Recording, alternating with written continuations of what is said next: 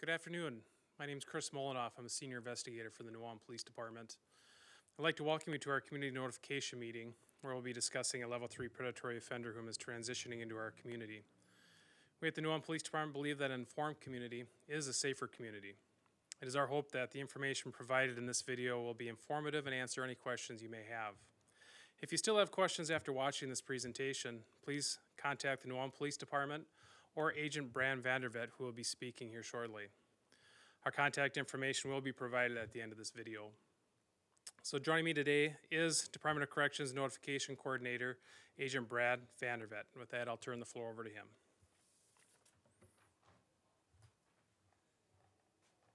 Well, hello and thank you for taking the time out of your day to review this important information. As you heard, my name is Brad Vandervet and I am with the Minnesota Department of Corrections in the Risk Assessment and Community Notification Unit. And today the information I'd like to share with you is going to really come in three distinct parts. The first component is to really put us all on the same level as I get into the details of not only the man you're here to learn about today, but the broader state risk management system. And then I'm going to use that information as an overlay as we get into the specifics about the man you are here to learn about. And then I will transition into the final portion of my presentation where I'll provide some useful resources as you go forward implementing this into those family and community safety planning efforts. So without further ado, the place to begin with conversations like this is really where we as communities have a fundamental understanding. And that is that those who engage in this type of harm, this type of conduct and sexual harm, they exist. They are not new to communities or society. And so the question really becomes then, what are we doing with regard to those whom we become aware of through our risk management system, who have come to the awareness of law enforcement and the courts and so on. And really to have that conversation, it's best to put in your mind the analogy of a funnel.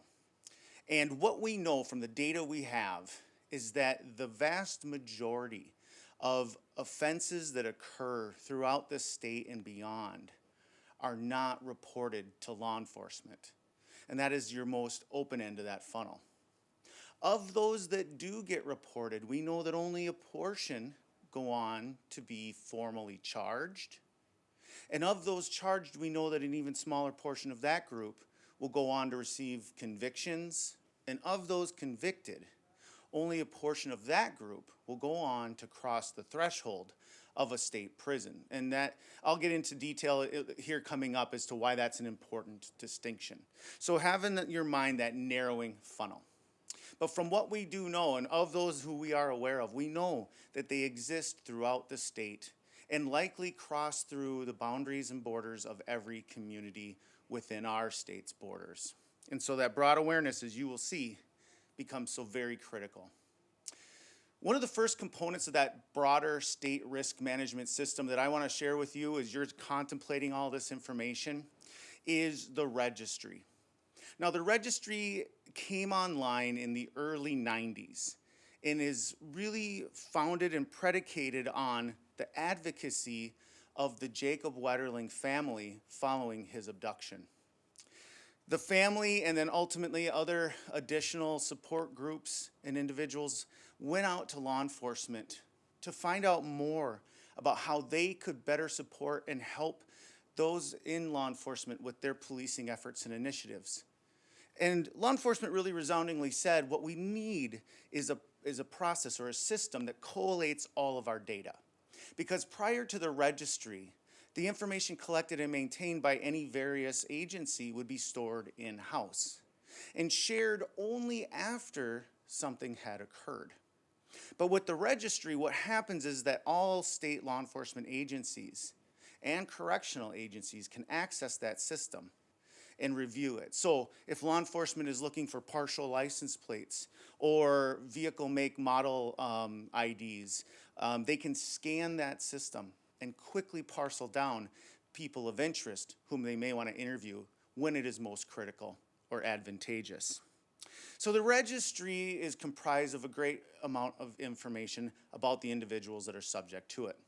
Things like their address, that's both their primary address or any secondary addresses they may reside at. Think places like vacation property, family members' homes, significant others' homes, any place they may frequent, secondary type addresses. It also maintains information on their employment, and if they operate a motor vehicle for that employer, that must be made known to law enforcement as well. Additional information would include any school that they attend, any campuses they may attend if it's virtual school as well. And onto their own vehicles, any vehicle that they themselves use, own, or operate or possess must be known to law enforcement. So even the broken down vehicle on the side of the yard with expired tabs, law enforcement should know about that vehicle. And in addition to those components, they also have to make known to law enforcement anything they rent, such as storage units and their phone numbers. And law enforcement also keeps a running tally of their physical description. Any tattoos or identifying marks are known in that system as well. Now, state law dictates that the registry is for law enforcement or correctional purposes only, as the data collected is private information. But that information is very useful, as you heard me describe, for law enforcement in real time should they need to whittle down a search in their area for any reason that may come up. So another question that often comes up in meetings like this when I start to share information about the registry is who then has to register. And some of you may recall the registry used to be known as the Sex Offender Registry and has grown to include non-sex specific crimes as well.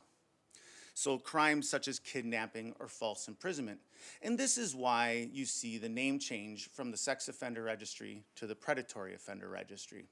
And an easy way to keep it straight in your mind as we go forward today is that all sex offenders are registered predatory offenders, while not all registered predatory offenders are sex offenders. So just use that as a way to kind of keep it straight as we go forward. Now, with regard to that funnel analogy that I spoke of earlier, to really give you a much more specific view of what I'm really getting at here, I've pulled some numbers from the database that I can use in meetings like this. Think of it as like a 30,000-foot flyover view peeking out the window of an aircraft. And what we know is as of the first of the year, we had approximately 18,727 registered individuals within our state. Now that's all registrants, those with no risk level assigned, those levels 1, 2, or 3.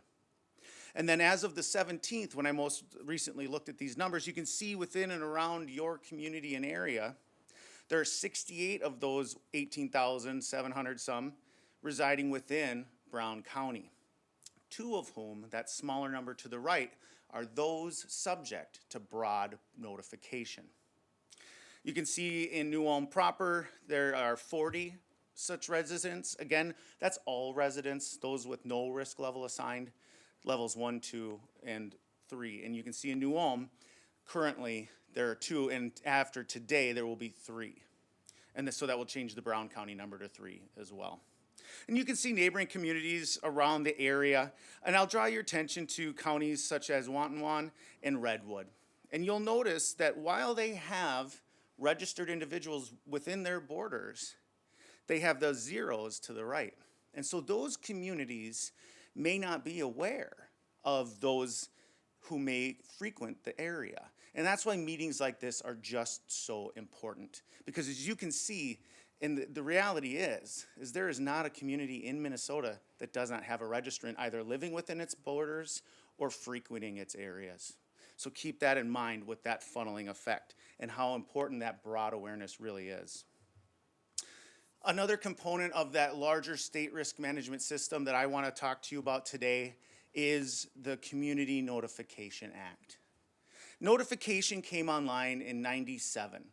So a number of years after the registry came online, and is really founded on the knowledge and understanding through our research that a well-informed community is in fact a safer community. And we in the Department of Corrections thank the New Ulm Police Department and its partners in ensuring that this information gets out to the broadest amount of people possible to have that well-informed community.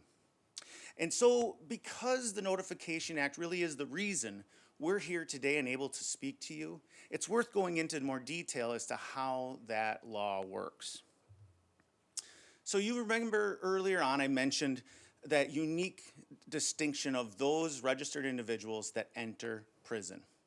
And the reason why that's a distinct thing to keep in mind is that in Minnesota, to be subject to notification, a registered individual must have crossed that threshold. They must have entered prison, not just county jail, but prison. Once they've crossed that prison, now that can be any state prison within Minnesota or within the United States to include U.S. territories, federal prisons, and military prisons as well. And you'll see that it also includes those individuals who have been civilly committed for sex offending conduct or behavior. So the group that fall into the no level assigned category are those who were convicted and entered onto the registry as juveniles, so adjudicated, or those registrants who received a stayed or probationary sentence and were allotted the ability to remain in the community under probation supervision. That group would not be subject to an assessment or a level assignment. And that's where you have that number of no level assigned individuals. So when it comes to those who do cross that threshold and do enter the prison system, who does what? Well, the Department of Corrections is tasked with the role of assessing and assigning that risk level. And that is done through the End of Confinement Review Committee, or the ECRC. 90 days or earlier, prior to that registrant's release from the institution, the committee will convene and will review a dossier of information including all the reports and documentation available on the individual, and concluding with an interview done by one of our psychologists who then it is scored against a risk assessment tool known as the MinSOST. And that is the Minnesota Sex Offender Screening Tool. Now, this tool is unique to Minnesota in that it is formed by a very large research study conducted right here in Minnesota. That study began in the early 90s, and initial part of it concluded in the early 2000s, so over a decade's time, where they followed over 3,166 known sex offenders into the community at their release over that period of time. And they marked their successes and their failures. And they used that information and ran it through the rigors of the scientific process, vetted through that process, and came up with their validated risk assessment tool, the MinSOST. And a follow-up companion study was recently, or more recently, concluded in 2012, where another 2,000 plus sex offenders were researched over that period of time. And so you can see the robust data set that we have. So when I talk to you today about a risk level 1, 2, or 3, know that I'm speaking specifically to that research study. I'm saying a level 1 registrant has a lower amount of those known predictive risk factors as compared to that peer group from the study. A level 2 has a moderate amount, and a level 3 has a higher amount. Now, one thing to keep in mind with risk assessment tools like this is that while they are very effective in aiding and assisting corrections and law enforcement in their efforts to ensure that we're applying our resources and tools most effectively to mitigate that risk, they cannot predict the future. So just keep that in mind. And also, one last thing to keep in mind is that risk assessments and risk assignments are dynamic. Those known predictive factors are constantly fluctuating and changing. And so as a registrant goes through their treatment and therapy and counseling processes, as they adhere to those things that are known to reduce risk, their risk will go down. And so you can see a scenario where a level 3 who is engaged in all of those processes and programs for a significant period of time could petition and potentially find that their risk level is reduced. Much the same as a level 1 who is not engaging in that positive pro-social conduct and behavior, who is not using their treatment skills and tools effectively, could find that their risk is reassessed and it goes up. So just keep that in mind. Risk levels are dynamic. So once a risk level has been assessed and assigned, the handoff then goes to law enforcement. And law enforcement is tasked with providing notification within the scope of that level assigned. So with level 1 individuals, law enforcement will provide notification to other law enforcement agencies, to witnesses or victims of the offense if they've requested that level of enhanced notification. And they may also notify those immediate adult household members residing with the registrant in that home. And that is the scope of a level 1 notification. A level 2 notification builds upon those individuals and entities we just discussed in level 1, and then goes on to include other individuals or entities that law enforcement determines to be at particular risk based on that registrant's known pattern of conduct and behavior. So an example would be if law enforcement's become aware of a level 2 that's going to enter their community, and upon reviewing that dossier of information provided to them by the risk assessment and notification unit, they determine that this individual focuses their criminal conduct and behavior against adult females at social gatherings. Think bars or concert venues or things like that. In that scenario, law enforcement may determine that it makes the most sense or is most prudent to inform and notify bar owners or venue proprietors of this individual so that they can be notified should they find him in or around the area. It's often believed that with a level 2, law enforcement will notify schools, daycares, churches, places where children are known to congregate. And as you can see from my scenario, that may not always be the case, but it certainly can be. Because in scenarios like this, for example, where law enforcement's made aware of a level 2 coming into the community, and they determine through reviewing that packet of information that this individual focuses their conduct and behavior against unaccompanied minors. Think teens in transit from school to after-school programs or home. And law enforcement knows that within its community there is a teen hangout spot where they will congregate and meet and socialize after school and in between these down times. And so in that scenario, again, law enforcement may very well go to the proprietor of that hangout spot and say, hey, if you see this individual in the area making or establishing contact and relationships with these children, let us know. We're going to want to swing out and talk to them and find out more about what they may be up to. And so that is the nuance of a level 2 notification. And then on into level 3 notifications. And this is that broad public notification. Now that comes in many shapes and formats and really comes down to how law enforcement communicates best and most effectively with its community. And so as you're contemplating this resource and with COVID and being mindful that having attended meetings is still tricky at best, be sure to communicate with those in your area so that we can make sure the broadest amount of people have this important information with them as well. So now I'm going to transition into some of the data and research from that study that the Department of Corrections engaged in over that decade or better to create that risk assessment tool so that you can use some of that information and apply it in your own safety planning efforts. And the first component of data I really want to share with you is kind of that narrowest end of that funnel.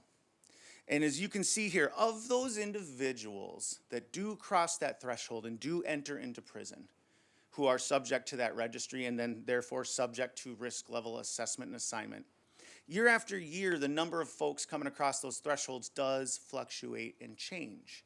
However, what we see from our data is that the assignment of risk levels tends to stay fairly static at approximately 2/3 being those assigned levels 1 and 2, and about 15% on average being assigned risk levels of 3.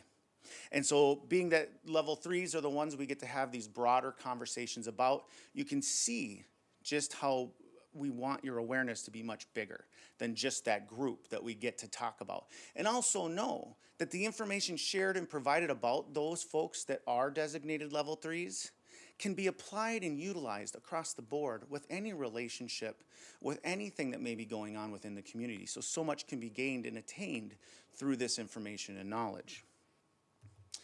Kind of another snapshot out of that window of that airplane, if you will. As of the 17th, in Minnesota, at that moment when I ran the numbers, there were 482 registered individuals subject to that broad public notification. And so throughout the state, entering into communities for work purposes, for resources like shopping or treatment or family visits and things like that. And 8 at that moment were out of compliance, who had fallen out of compliance with the registry and needed to be brought back in. And so again, just to really emphasize that broad awareness being so critical. Now you can actually go onto the Department of Corrections website and see all 482 plus those 8 and their information, so that you can inform yourself and see where there may be similarities, where there may be divergence, and so that you can utilize that tool to augment your knowledge and information further. Other information I want to share with you is actually from another study done through the Department of Justice in 2000, and it really mirrored a lot of the information that we were finding in our own state's study. And so I'd like to include it in meetings like this so that you have some variety of information coming in. And you'll see that our study concludes very much the same. When we come down and we really look at the relationships between those who engage in this type of harm and the people they hurt, what we see is the majority have some kind of knowing, whether it's familial or some kind of acquaintanceship where they've gained or built a relationship of trust, and then often go on to exploit that unmonitored access with the victim. You'll see the smaller percentage, that 7% from this study, fall into that stranger category. And no doubt you're contemplating, as you're looking at this, Brad, I can definitely make sure that I'm putting in place good procedures, good systems in place in my own family to deal with any potential harm that may come from there. And I can also, as a parent or a loved one, create a system where I'm vetting the people that get to have that acquaintanceship, that knowing with my children. And so I have a lot of control over that. But that stranger group gives us that pause, as it should, because this is that group we don't have direct influence over. So it's important to understand some of the limitations of this study as you're contemplating that group.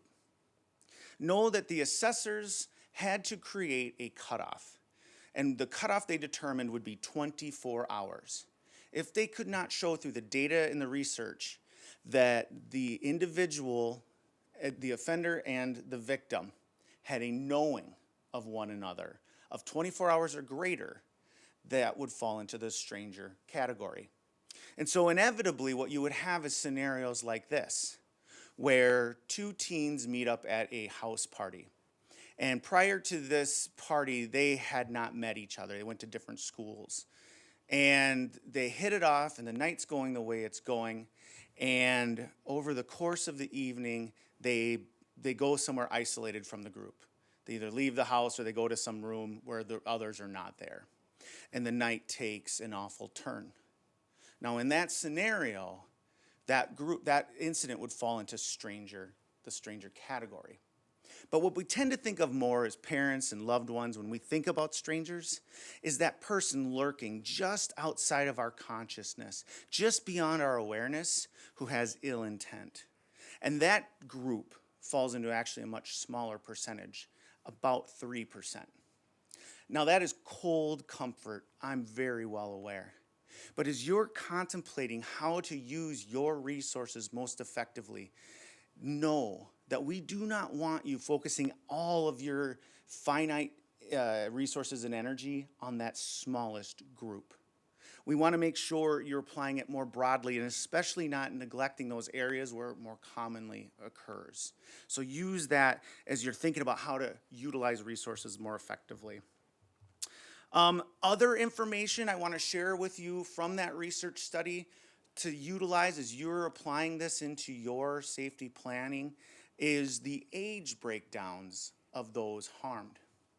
And you'll see here at first blush that it's broken into thirds, but very quickly you'll notice that 2/3 of this group are children. And then as you look even more closely, you'll see that that narrowest age range, that 13 to 17 year range, is 33% of those harmed. That's 9% of the population, and that's a staggering number. So it's worth unpacking what's going on here.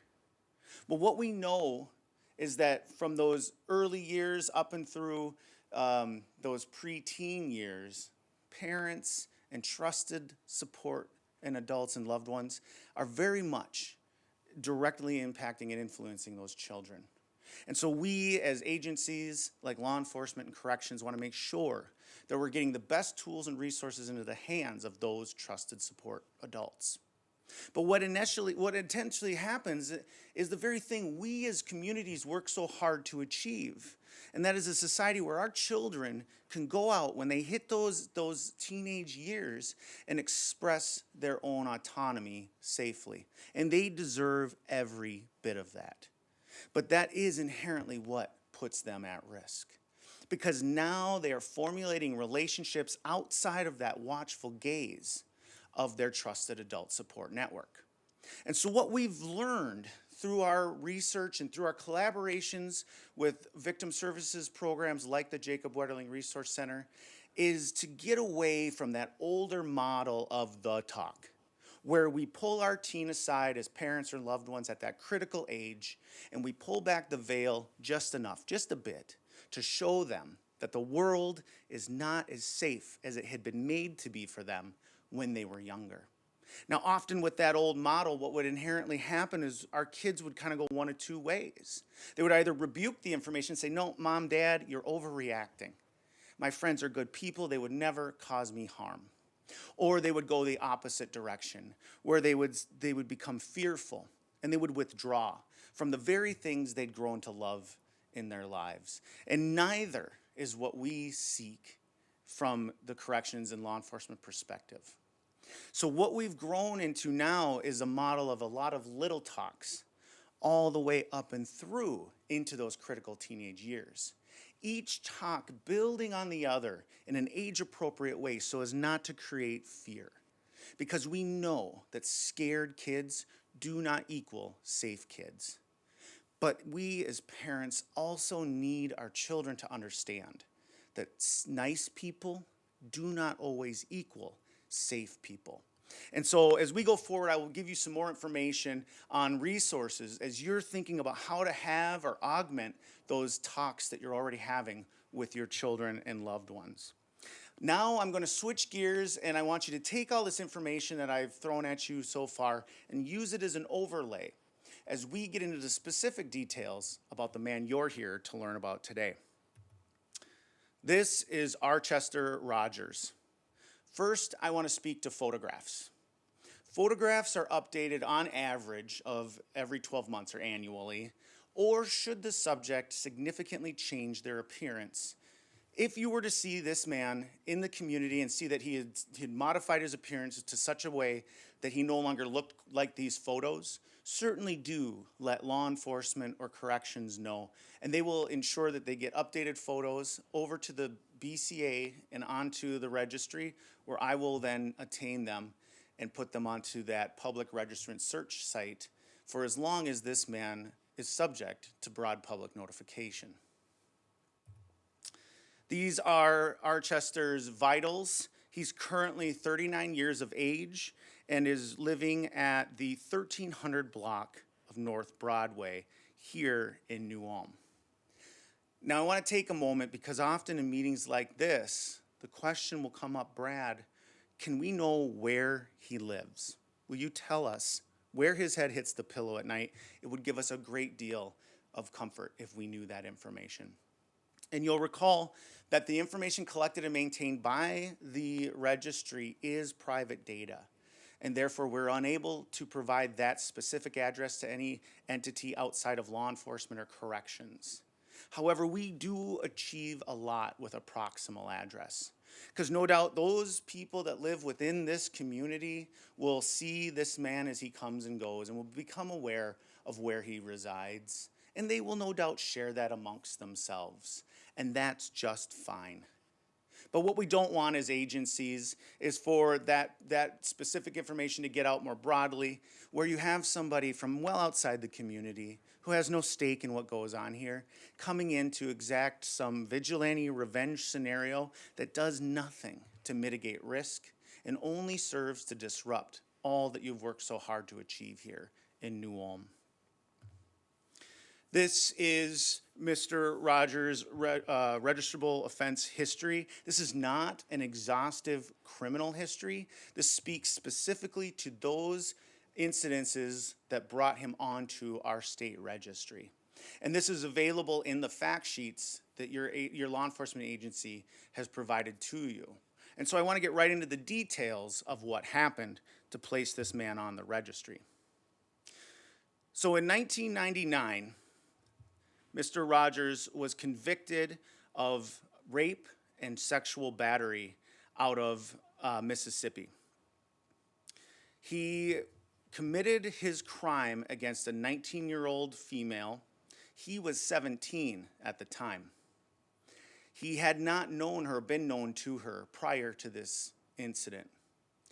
What he did was he used kindness to manipulate this woman into giving him a ride. He approached her, gave her a scenario-based story where he needed a ride to get somewhere. She decided to help and assist him. And he got into her car, and as they drove off onto a part of the road that was more isolated, he assaulted and attacked her.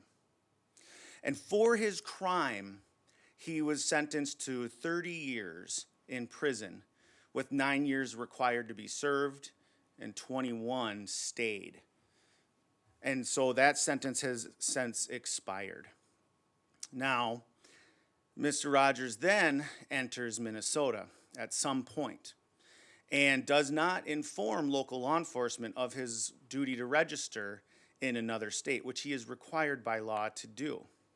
And law enforcement becomes aware of him after this 2019 conviction, or well, as they were investigating this conviction from a 2017 offense.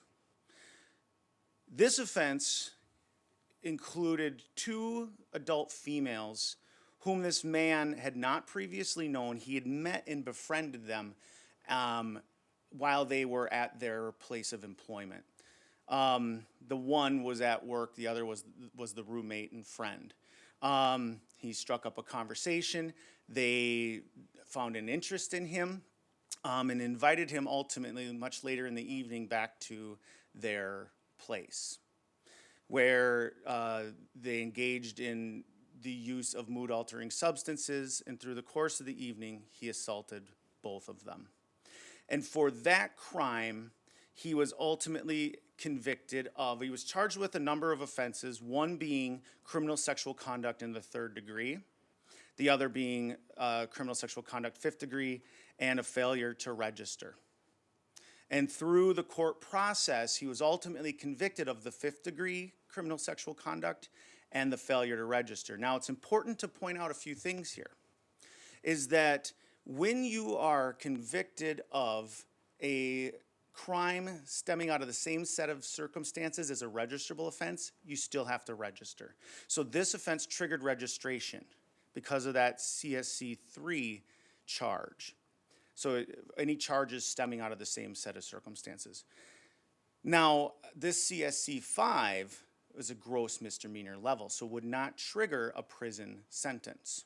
However, a failure to register is a felony level offense and does trigger a prison sentence. And so he received a year of time to do on his gross misdemeanor CSC 5, and in addition, he received 30-month commit to the Commissioner of Corrections prison sentence, so 30-month prison sentence for that failure to register. And so the next question that often will come up in meetings like this when looking at this information is, Brad, why does somebody who engages in this type of harm, this kind of conduct, why is it that they get to come back out? Why do they return to the community? And the answer lies in part here with determinate sentencing. So in Minnesota in the 80s, we went away from that older model of parole, as many states did, and adopted the determinate sentencing model. And the way that model works is the individual gets their sentence, and that sentence is set by the Sentencing Guidelines Commission, on which every year the commission must have a victim on its board who has survived a violent person crime. And so they're influenced by law enforcement, corrections, legal, and victims all together, creating the term or duration of conviction for varying degrees of severity of crimes. And so for 30 months, he will serve by law through determinate sentencing 2/3 in the institution, in prison, and 1/3 will be served in the community under supervised release. Otherwise, it used to be known as parole, but now it's supervised release. And that is set by law. It's not the decision of a judge. It's not the decision of law enforcement. It's not the decision of corrections. It's mandated by law. And so that in part answers the questions of why they come out. Another component to why they come out in this determinate model versus the old parole model is with those individuals with crimes like this that shock the conscience, they would find it almost impossible to be granted parole. And upon hearing that, often the community says, you know what, that's just fine, Brad. He can serve his entire 30 months. Thank you very much. But what we found from all of our research was that those registered individuals that served the entirety of their sentence, exhausted their time in prison, and at that expiration date, and the majority will expire and be released, they were walked to the gates of the facility and told, don't come back. And what we found through our recidivism research was that was not as effective as we knew we could be. And through determinate sentencing, we've actually brought that recidivism number much, much lower.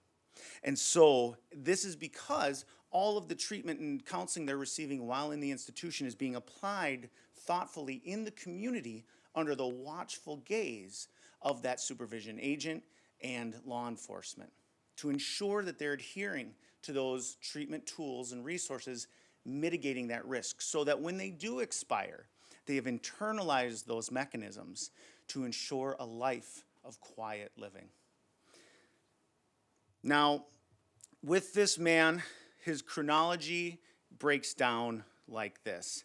He enters into prison in 2014 for a non-sex-related offense. Now, it's important to point that out because anytime a registered individual crosses the threshold of prison, they are assessed for risk, regardless of what brought them into the institution. Whatever brought them in, if they cross that threshold, we look at their risk. And so in 2016, he was assessed and assigned a risk level of 1. Now, fast forward, where he gets discharged at that sentence, its conclusion, like we just talked about, these sentences do expire. And so October 2017, he is discharged, his rights are restored, and he re-enters our communities. In June of 2019, he comes in now for that failure to register with that 5th degree CSC running underneath it because it's a gross misdemeanor, so he'll get credit for time served, and that file will be closed. So upon re-entering prison now for that new sex offense here in Minnesota, he gets assessed and reassigned a risk level of 3. And you can see right there the dynamics of risk level assessment and assignment. So as he goes through supervision, at that 2/3 point, he is released onto intensive supervised release. So he comes out into the community in September of last year under the supervision of ISR. And over the course of his supervision, he falls into non-compliance with his agents. He was not abiding by the terms and conditions of his release. And so that release was revoked, and he was returned to the institution for correctional time.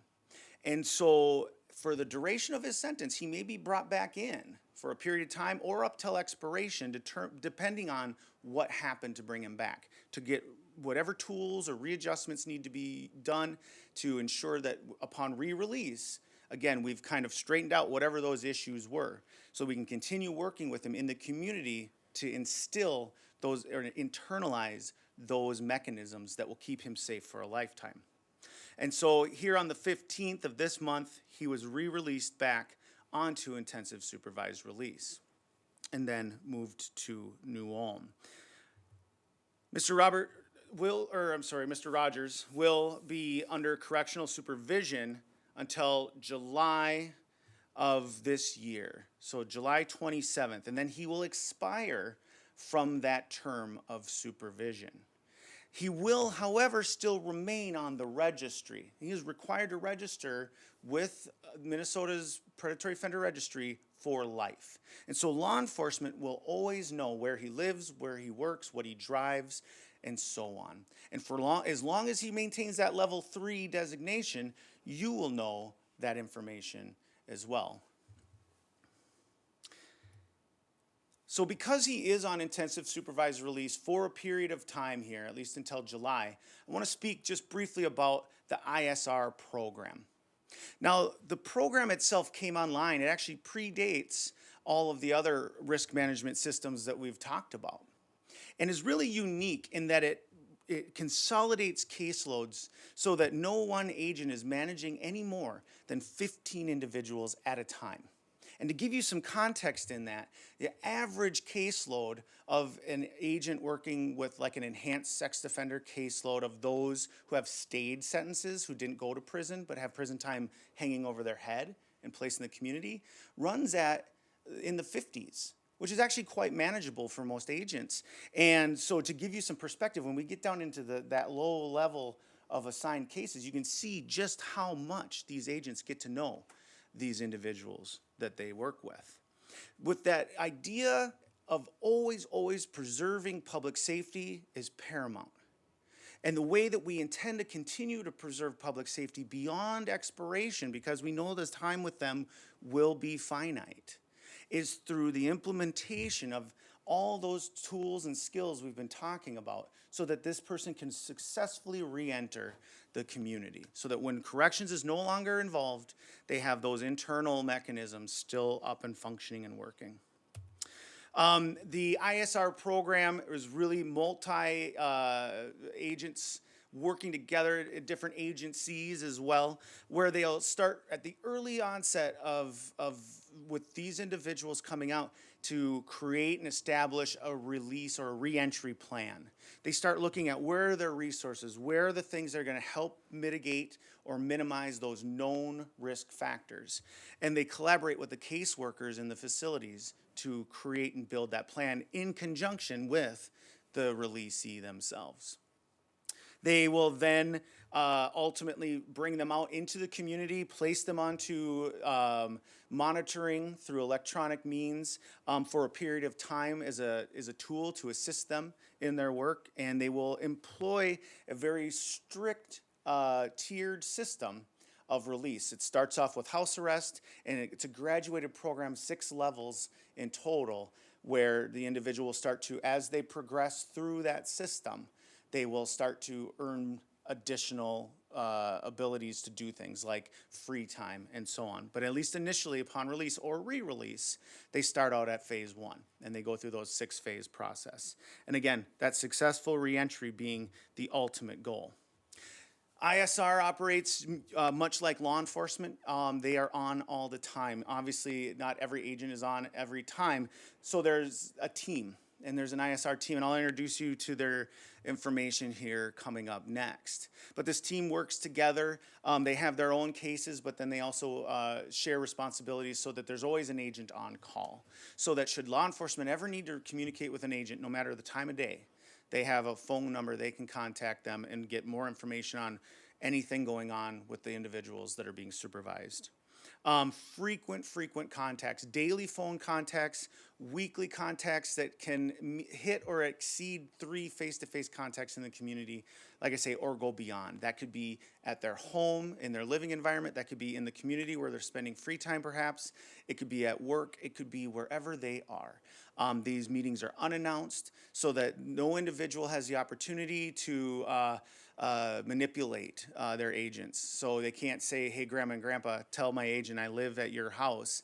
And then if we schedule that meeting, they're always there on the couch. I'll show up some random day and I'll knock on the door and say, well, where's my guy? Well, he doesn't live here. He just visits when you show up. Well, that's a problem. So that's failing to register. And so that's how law enforcement and corrections work together to achieve this common goal of structured, stable reentry. This is that supervision team I'd mentioned to you. You can see all the different agents that are going to be working with this individual.